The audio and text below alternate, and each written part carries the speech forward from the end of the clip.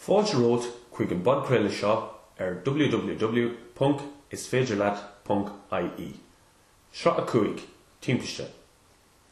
Bheoidh tú na nótaí a héin leis an bodcréile seo faoin nasc an troch Pictiúr 2012 ar an síos. Bhí an troch Pictiúr os de chóir fad is atá tú i géisteacht leis an bodcréile seo. Slide 2. Pictiúr a héin. Ag steala báistí, trúr, car. Slide 3. Obertí siimplí do Pictiúr a héin. Bhí sé ag steala báistí. Bhí trúr ag siúil ar an gosán. Bhí car ag teacht ar an mhóthar.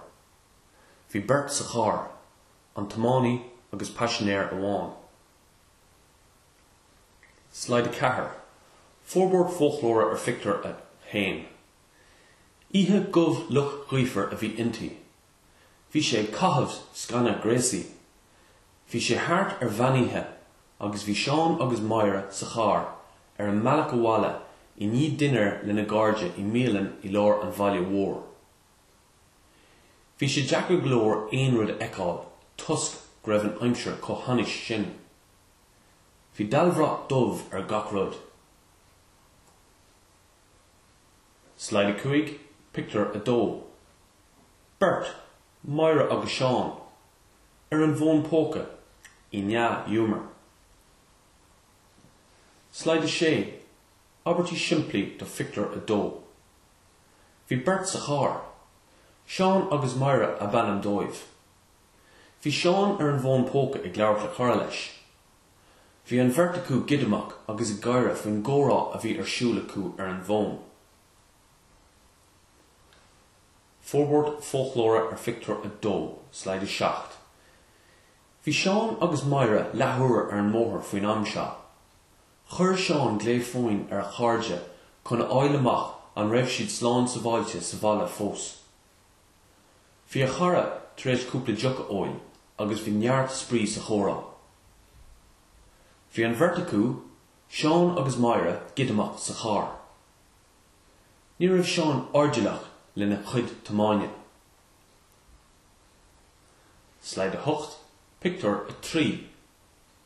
Fear ag trasnú an bmhóthir. Ní acha. Bhuail.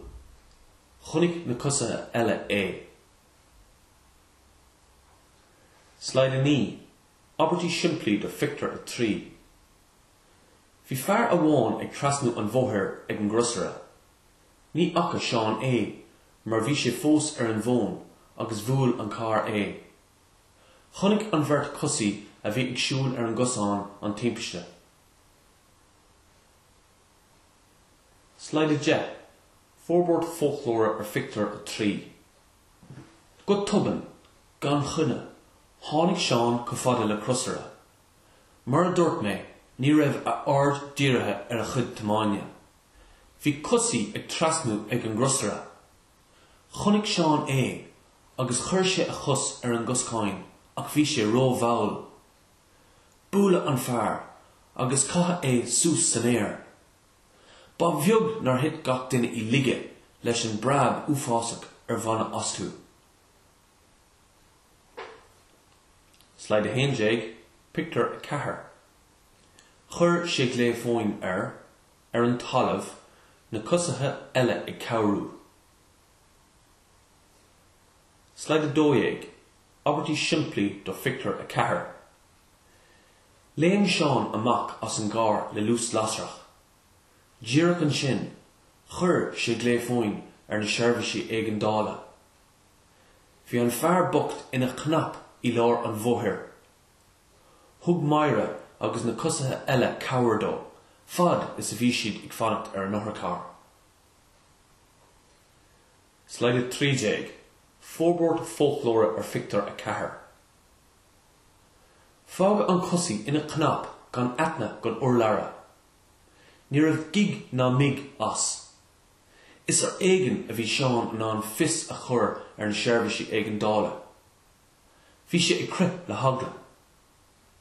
Rit na cosathe eile agus Maire chun cabhair a thuairt don air bocht a bhí ar an talamh. Bhí cuma an lag air ag an bhainte sin. Slide a caharjeg, Pictiúr a cuig, an toharcar, an tuspadel, ag fistrú an scéal. Slide a cuigjeg, abertí shimpli do Pictiúr a cuig. Tháinig an toharcar agus na gardaí ar nós na gcuithe. Cura an fear gortathe ar híntáim agus a rá lo le lús lastrach go dtí an tuspadel. Bhí an garda ag irí a áil amach céir de hála. Thosig sé ag fistrú an scéal le ceisne a chur ar cheáin agus ar mhaire. Slide 16, Fórbord folklóra ar Pictiúr a cuig. Ceappa gur thóg an toharcar an tSraith chun teacht, ach in ar ire ní thóg sé a cúpla nóméid. Cuire an tohar bocht ar híntáin agus a rá lo le lús lastrach go dtí an tuspadel. Tháinig na gardaí chun an scéala isrú cumáid. Bhí an simachú labhairt leis na fionathe eile cumáid le seáin agus le maire. Tuige, cé go trom cúiseach is a bhí sé. Slide 17, Pictiúr a sé. I stáisiún na nádaí, náire, búrt, agla, hí áféile orthaí. Slide 18, abertí shimpli do Pictiúr a sé. Bhí maire agus padar i stáisiún na nádaí.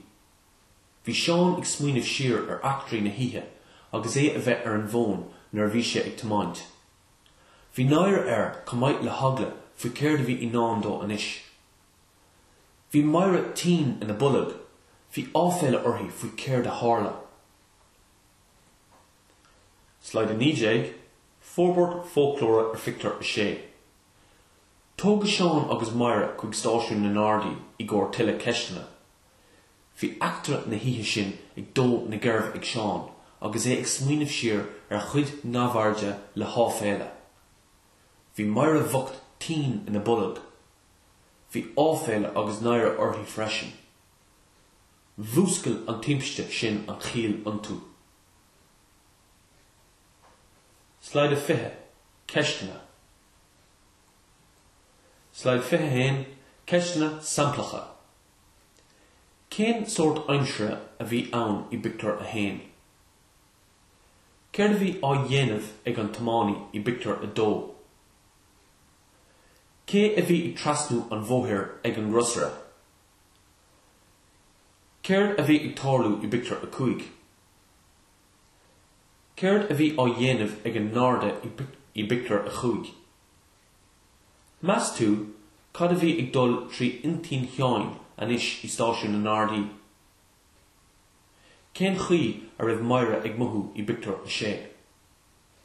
Sin deire an ceachta, gur a míle maith agat agus go ndearadh go geal leat.